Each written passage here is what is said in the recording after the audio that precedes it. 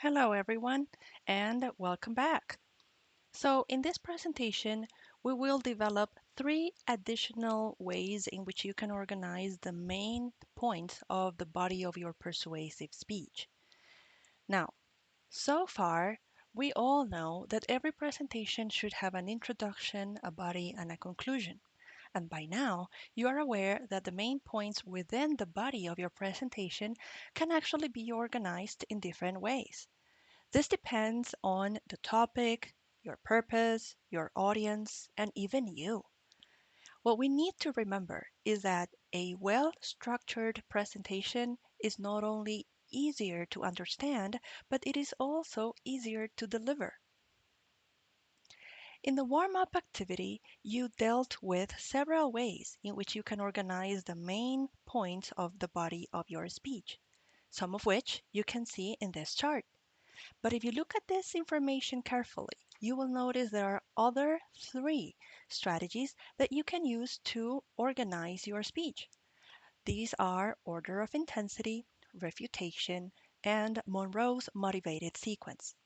In this presentation, we will explain and address these three structural patterns. So, the first one is order of intensity.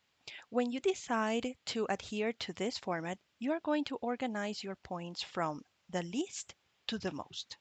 That is, from the least important to the most important, from the easiest to the most difficult, etc.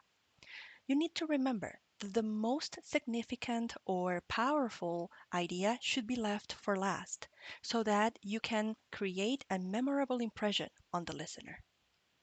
Now, if you look at this example, you will see that the speaker tried to obtain our support in fighting obesity. This person decided to give three different reasons why we should do this. And he decided to organize these ideas from the most neutral or the least severe to the most severe reason. The second pattern of organization that we can decide to use in our presentation is refutation. In the next presentation, we will explain the way in which we are going to do this in our speeches. But it is important that you know that some people may want to develop their speech entirely by following this refutation strategy, where the speaker is not only going to outline or address the opposing points of view, but he is also going to dismantle and destroy them by proving them wrong, incorrect, misleading, or misinformed. This strategy has four steps, and they are very straightforward. First, you acknowledge the opposing point of view. Then, you describe the outcomes or consequences of adhering to this point of view which you oppose. So, probably these consequences or outcomes are not going to be that positive. In step number three, you present your argument, that is, your alternative. And next, in step four, you will support why your argument or your idea is actually better than that of the opposite um, party. So, not only do you need to mention your suggestion, your alternative, but you also need to explain why it is better. And here we have an example. The speaker wants us to support Obama's healthcare plan. But this person knows that one of the most powerful counterarguments is that held by those who belong to the Republican Party or GOP. And so this grand old party point of view is actually an opposing argument that the speaker decides to address first. Then, in the second step, he is going to list the possible outcomes of actually following this idea. In step number three, the speaker introduces his or her alternative, which in this case is Obama's plan. And next, he states why this plan is actually going to work, unlike the first one that was mentioned. Finally, The third strategy to organize your main points is Monroe's motivated sequence. This is actually a very common strategy that is used by advertising, and it is based on an assessment of what the audience needs or what they think they need. It has 5 steps. First, we have the introduction, where, of course, you're going to grab the audience's attention by any of the means that we have studied so far. Then we have the body.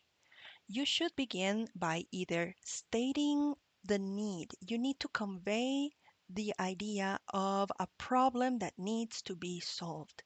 This problem can be real or it may also be brought to the audience's attention.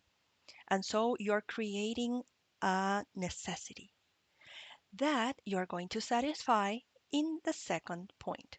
That is the satisfaction stage, where you are going to provide the solution to the problem that you brought to light before, and you're going to explain why you think this is the perfect solution.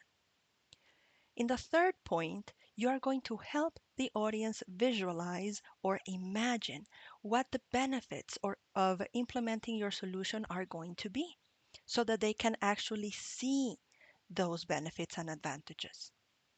Finally, in the conclusion or action stage, you're actually going to tell your audience what it is that they need to do, the specific steps or call to action, so that they can implement the solution that you provided before. In this example, you can see how the speaker is trying to convince people to support or help the mountain gorilla. First, in the attention stage, this speaker has used numbers to address the importance of this problem. In the first point of the body, then the speaker is actually coming to helping us come to terms with the idea that a problem that seems to be as far away as saving the mountain gorilla can actually affect us. So it is our problem as well, creating a need. In the second stage, the speaker is telling us what the solution to this problem might be and how it can actually work. In the third stage, then he or she is going to help us see one of the benefits of actually implementing this solution, a benefit that, of course, will also be beneficial to us, the audience, and not only the gorilla. So, at the end of the speech, in the conclusion, the speaker is going to tell us exactly what it is that we need to do in order to solve the necessity that he or she has created at the very beginning of the body. These are then the 3 additional organizational strategies that you can use to present the main points of your speech. Is any of them better than the other? Well, not really. Again, it depends on your topic, your audience, and which of them you feel more comfortable with. So you have now 3 additional options. Thank you.